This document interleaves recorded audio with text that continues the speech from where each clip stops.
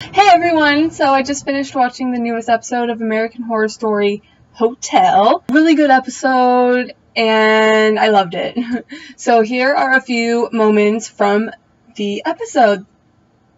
First off, Lady Gaga is a vampire.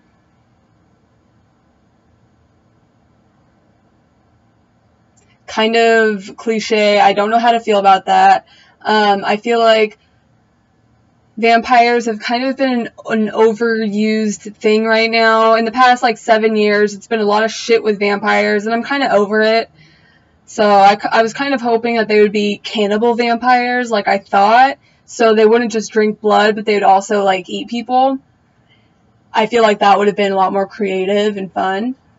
But yeah, so Creepy Kids, Gaga, and Sexy Guy are all vampires. And I guess Lady Gaga is bored with Sexy Guy. She wanted to go out and go hunting. He wanted to stay in and watch House of Cards. I would have stayed in and watched House of Cards because I love that show. And he's hot, so it would have been a great night for me. But she wasn't into it. You can tell there's tension. That's that. And then they have a fashion show. The guy who bought the hotel is throwing a fashion show. Naomi fucking Campbell is making a cameo. I'm not a huge Naomi Campbell fan. She's gorgeous, but I hate hearing her speak.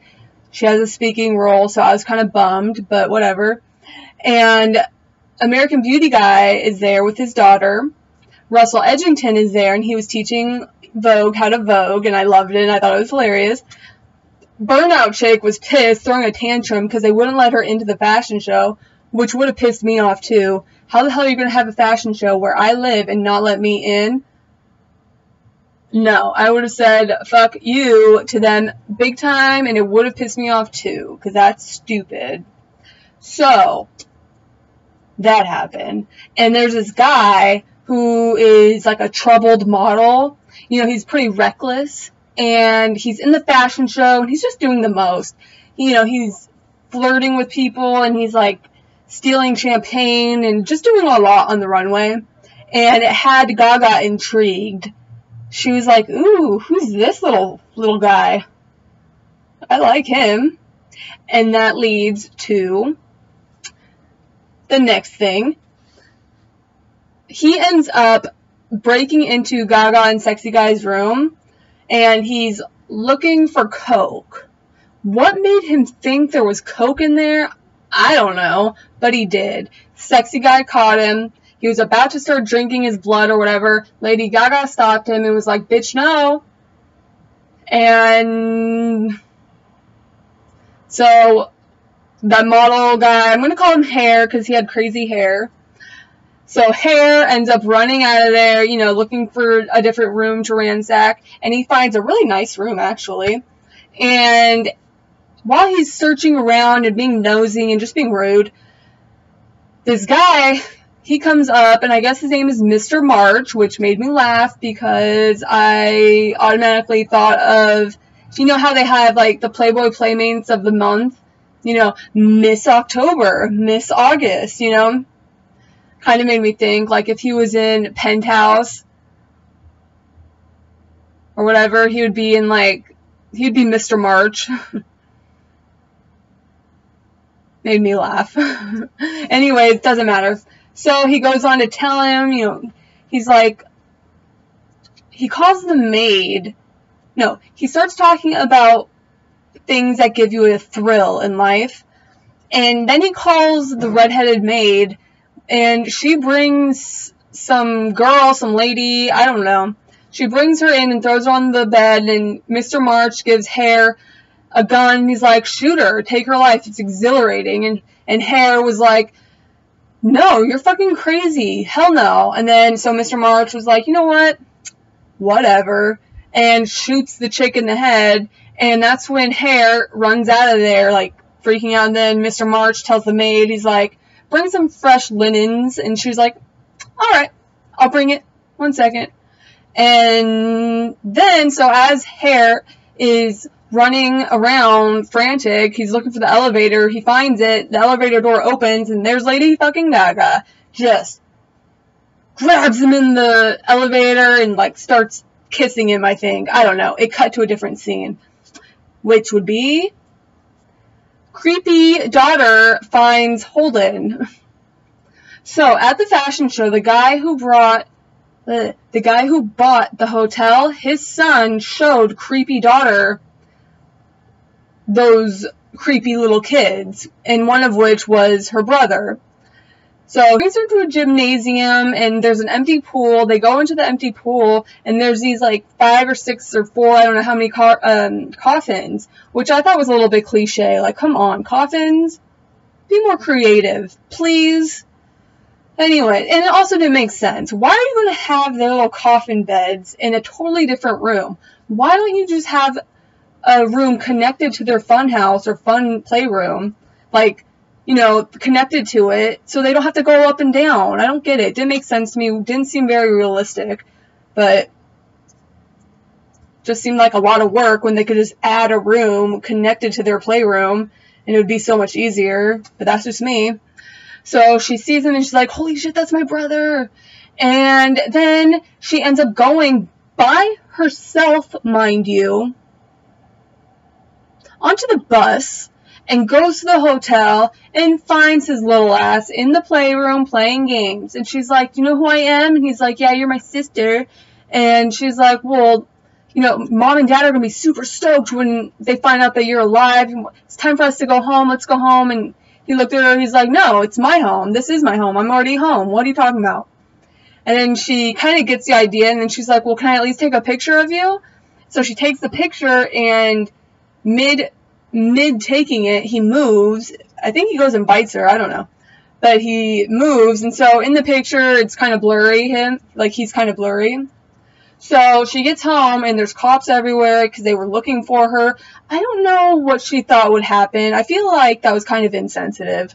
She knows that her brother was abducted, and then she goes by herself to some creepy hotel where her brother is, who was probably taken there against his own will. And she's gonna, I mean, I don't know, it just doesn't make sense to me. It was kind of insensitive on her part, but she's young, I get it. And naturally, her dad, American Beauty guy, and Chloe Sevilla, because I can't say her last name, Chloe, are pissed, because they're like, where the fuck did you go? This is ridiculous. And then she's like, I found Holden. They're like, no, you didn't, he's dead. And they start arguing. She shows the picture. American Beauty guy sends her to her room, and then he looks at the picture, and he's like, holy shit. I mean, it's blurry. Holden's little image is a little bit blurry, but you could tell it was him. And he's like, fuck, no way. So then Lady Gaga turns hair into a vampire. Whatever. I'm just over the vampire thing. It's kind of dumb. Anyways, so he's really stoked because he's immortal now or whatever, and he wants to go killing people. He's like, I can't wait to go kill Kylie Jenner or Kendall Jenner, whatever one it is. And he was like, she really dissed me at one point, and Lady Gaga was like, you can do anything you want, but just don't fall in love, because that's reserved for me. So, and then she goes and breaks shit off with Sexy Guy, which I was sad about. He was clearly sad. He didn't understand why everything was happening the way it was, and I just kind of felt bad for him, but what does he expect? She wanted to go out, and he didn't want to. He wanted to watch House of Cards. So there we go, guys. House of Cards ruined a relationship. Then American Beauty guy goes to the hotel and arrests Kathy Bates because he believes his daughter, his creepy daughter now, that their creepy son is there. And so he's like, I need fucking answers. You need to tell me what's going on. So she tells him, she's like, unhandcuff me and I will tell you exactly what you need to know. So she does. And that's when we learn about Mr. March and who he is. So apparently Mr. March was newer money kind of thing. He was really rich back in the day. I think it was like 1925 or something like that. He was hella rich, and he's from the East Coast. But in the East Coast, they weren't really accepting of him because he was new money. If you don't know what that means someone who kind of made their own money, like you know, they work their way up kind of thing, as opposed to having an inheritance and inheriting the money over generations, you know. So that's that.